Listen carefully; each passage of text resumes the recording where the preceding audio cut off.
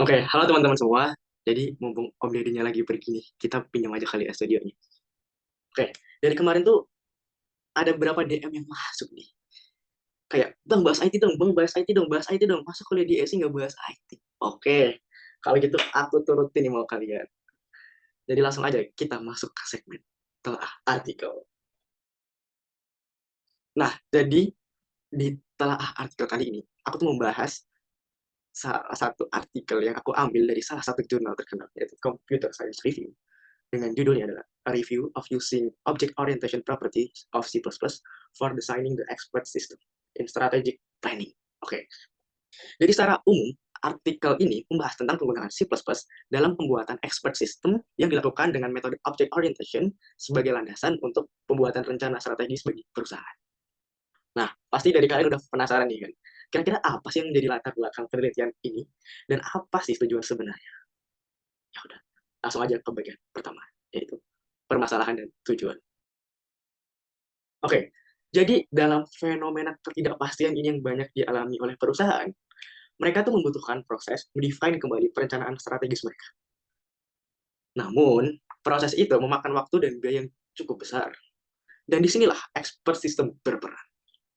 Expert system biasanya digunakan untuk memelihara dan menyebarluaskan pengetahuan, pelatihan, kompetisi dalam organisasi. Nah, akan tetapi expert system sendiri ternyata tuh terdiri dari runtutan kode yang panjang dan rumit, dan hal tersebut yang membuatnya tidak praktis untuk dikembangkan. Oke, dari permasalahan tersebut, penelitian ini dilakukan untuk membuat sebuah expert system yang mudah dikembangkan dan dapat mengatasi masalah dan ukuran kode yang panjang dan tidak praktis tadi. Jadi, kalian tahu nggak sih, kira-kira tuh model apa yang dikembangkan dalam penelitian ini? Jadi, langsung saja. Yang pertama tuh ada review penggunaan C++. Jadi mereka mereview penggunaan C++ pada paper-paper di jurnal-jurnal yang mereka cari. Kemudian mereka juga menggunakan internal factor evaluation atau IFE matrix. Kemudian juga ada external factor evaluation atau IFE matrix. Dan ada juga IE plot matrix yang diperoleh dari hasil IFE dan juga EFE tadi. Selanjutnya ada juga nih kelas diagram. Kelas diagram ini tuh fungsinya untuk mendefinisikan tata letak dari IE matrix ini.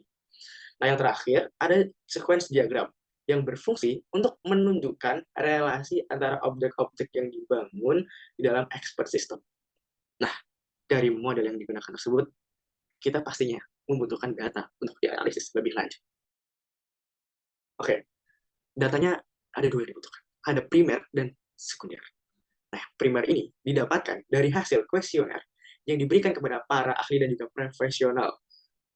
Untuk selanjutnya, data ini tuh akan diolah dan menjadi landasan dalam proses pembuatan matriks IFE dan juga EFE matriks tadi. Terus yang kedua, ada data sekunder. Data sekunder ini didapatkan dengan melakukan review ke beberapa paper dengan topik pemanfaatan C++ dari penelitian-penelitian sebelumnya. Nah, dari data-data tersebut nih, tentunya penelitian ini tuh memiliki hasil yang ingin dicapai dong. Oke, langsung aja. Penelitian ini itu ingin mengetahui seberapa efektif penggunaan C++ dalam penyusunan expert system yang tidak terlalu kompleks tadi menjadi simple. Nah, dari hasil yang sudah didapatkan, pastinya dong ada kontribusi ataupun keterbaruan yang diusulkan.